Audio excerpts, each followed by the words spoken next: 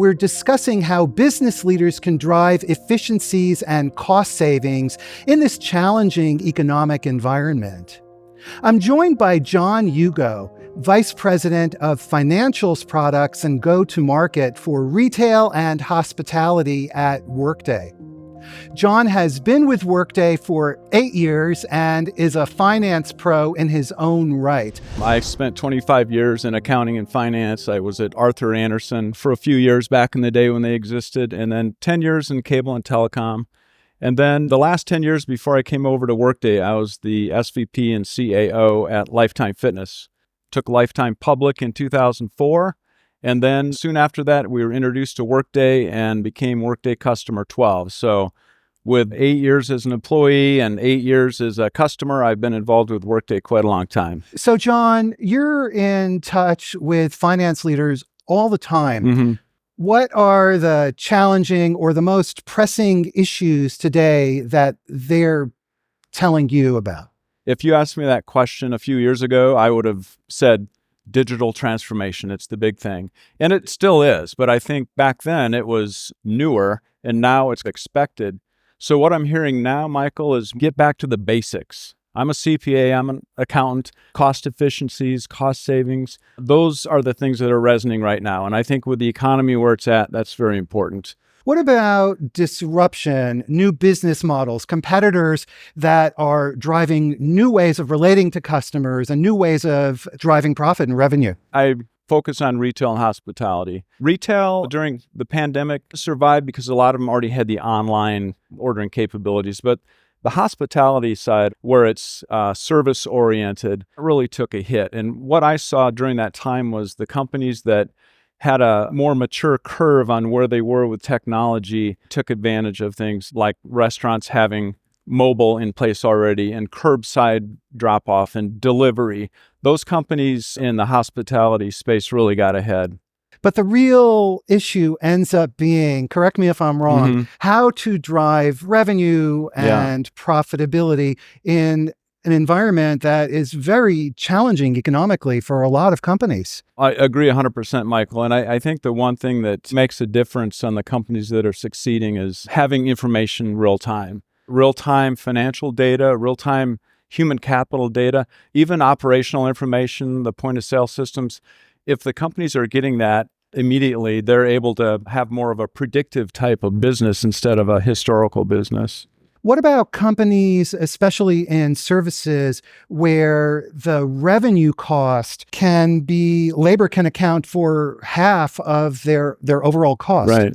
You look at the P&L of almost any company and is 50 to 60% of the cost. What I'm seeing there is that's where technology really can kick in.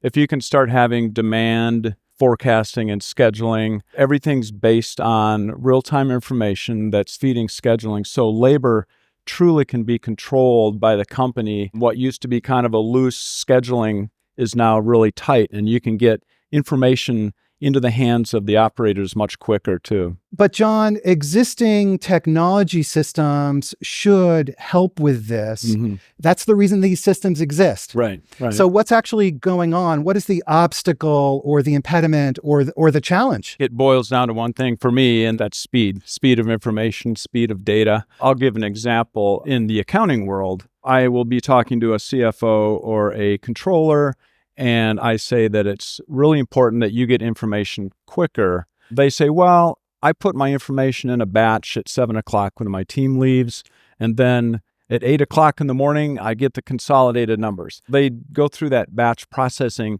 and they think that's fast. That's not fast anymore. Fast is truly real time, nanoseconds. So having information fed to not only the accounting group, but also to the operational team, that's really important. John, can technology help with issues such as volatile costs or fluctuating staffing? You're going to hear me say this about 5 more times, Michael, but the term predictive. The more information you can get, and Workday, we have 65 million users and 600 billion transactions. We're generating so much information that now commodity prices, payroll expenses, almost anything you see on the P&L can be predicted. Maybe not accurately, there's always going to be disruptions, but I think it's really important that we're headed that way. So the technology, especially AI and ML, can help predict the impact of fluctuating costs on your business. Right. AI, ML, they've actually been around a long time. Obviously, ChatGPT kicked off the world knowing what it was about. But it really gets, and this is my next time saying predictive, but my whole career, I worked for public companies. I audited public companies. It was always spent looking backwards. So monthly close, quarterly reporting, year-end reporting, we were always taking information from the past. And now I think we're getting to the point where we can almost have a continuous close cycle where that information is coming to you on a real-time basis, and you're squeezing all of that time that used to be spent preparing information from the past into looking at it more analytically and looking to the future. So automation can help reduce that closing cycle time.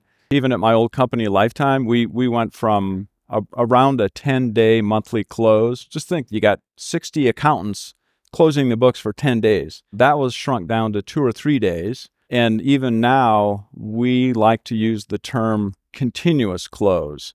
So instead of these 10-day chunks or 5-day chunks every month of the year, now you're doing a close during the period. So when it comes time to actually close the books, like accountants love to do, it's actually almost done for you by the time that period comes. What about compliance and auditing? That's obviously another very, very important topic. One of the reasons I purchased Workday at Lifetime was the auditability of the systems. We had date stamp, time stamp, people stamp on every single transaction. So you can't undo the system, and that's inherently built into Workday. So that compliance and control is super tight. The other thing, as far as regulatory goes, is we have 2 semi-annual updates. They're almost behind the scenes, but within those updates, not only from an accounting standpoint, but regulatory standpoint, our team knows that revenue recognition was a big one a few years back, lease accounting. We build that into the system, so when it becomes effective, then that's already available to the customers. Having that built-in regulatory and accounting and GAAP and FASB, all those good acronyms in the system makes a difference too. What about the impact of technology on forecasting and on budgeting? Again, these are such fundamental aspects of operating any business. There's still a lot of Excel-based annual budget cycles, and it drives me nuts.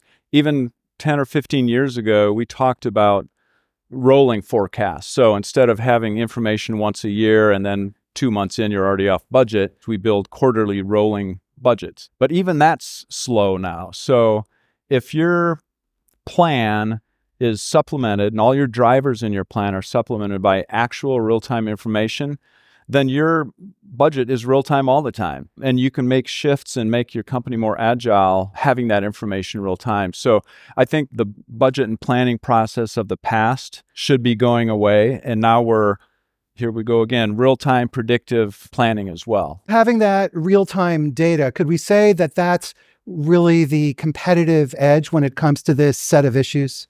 I think so. The other thing I like to do is engage the operational team, the frontline workers, especially in retail hospitality, having information to them in real time as well. Too many times I also see information compiled by finance, then handed off to operations, and you're already 2 or 3 days into the week. So why can't that information be available in real time? It makes a difference, and that allows the operational employees to spend less time behind their computer, more time out generating revenue with the customers. John, given everything we've discussed, what advice do you have for business leaders on incorporating these kinds of lessons, the technology, and just the culture of relying on data to make their business more efficient? You have silos within an organization, or you shouldn't, but you do. You have HR, you have operations, you have finance, but also you have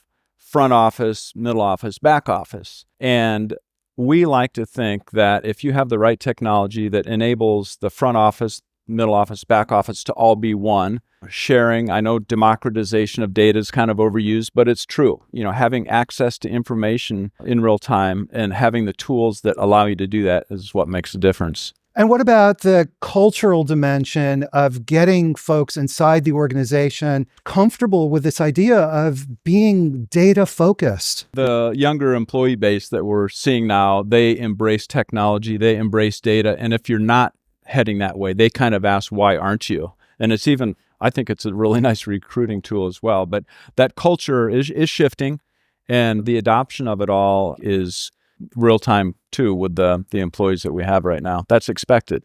And where do you see this automation going? AI, ML, generative AI, it's where everything's going. And it supports my thought on being a predictive culture. Companies need to get past the looking backwards and get to looking forwards. And I think that makes a successful organization. I love that. The idea of a predictive culture looking forward rather than just Right. looking backward. Yeah, absolutely. John, thank you so much.